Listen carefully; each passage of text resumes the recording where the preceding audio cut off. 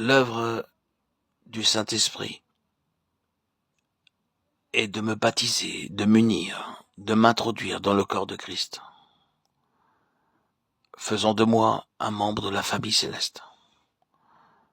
Son œuvre intérieure est de m'amener sous le gouvernement du Seigneur Jésus-Christ, afin de m'aider à me sentir parfaitement égal et un avec chaque enfant de Dieu. C'est un miracle qui a lieu. Galates 3, 27, 28. C'est la signification de notre unité, non par l'effort, mais par l'esprit. Je peux dire véritablement et avec hardiesse que le jour même où le Seigneur Jésus-Christ entra dans ma vie, je commençais à me sentir parfaitement un avec mes proches, mon voisinage, mes amis, mes compagnons.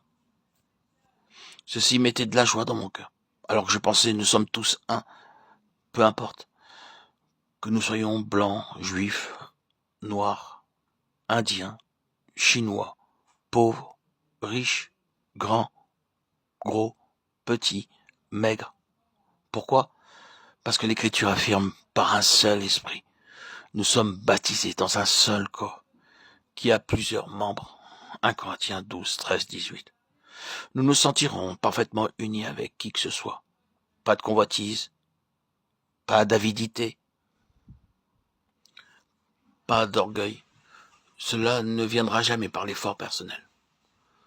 Nous serons conscients de ce même esprit coulant à travers nous constamment et nous donnant le ministère qu'il choisira. Il y a diversité de dons, mais le même esprit. 1 Corinthiens 12, 4. Spontanément, il nous sera donné un travail à accomplir, tout comme dans le corps.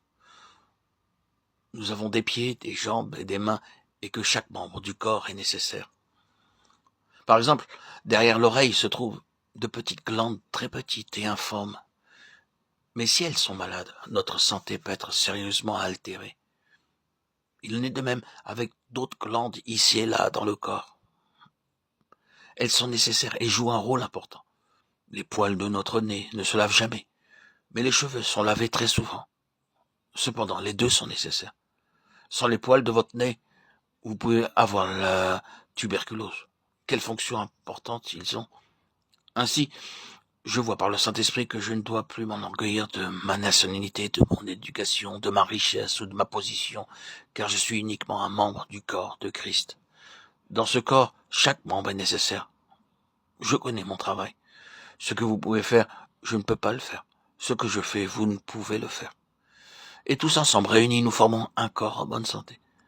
C'est pourquoi nous nous sentons parfaitement un avec chaque enfant de Dieu, et il y a de la joie dans notre communion, où que nous allions. Ainsi, lorsque je parcours le monde, je ne demande pas qui vous êtes, ce que vous êtes. Je n'ai pas le souci de la nationalité ou de la famille d'un chrétien. Je lui demande, êtes-vous de nouveau-né ? Oui, frère, loué soit le Seigneur. De telles réponses rendent heureux. Une joie particulière se rattache au fait de savoir qu'il appartient à la même famille que moi, que cette personne que je rencontre, que je ne connaissais pas auparavant, est née de nouveau. Car ainsi, une joie particulière se rattache au fait de savoir qu'il appartient à la même famille que moi. Nous croyons les mêmes versets, je suis aussi un croyant, comme lui. Loué soit Dieu. J'ai rencontré beaucoup de croyants à travers le monde. Quelquefois, lorsqu'il m'arrive de voir une personne, je pense, il doit être un croyant, car sa face rayonnante me le dit.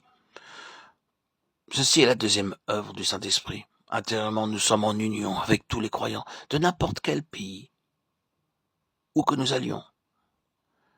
Éphésiens 1, 11, 13.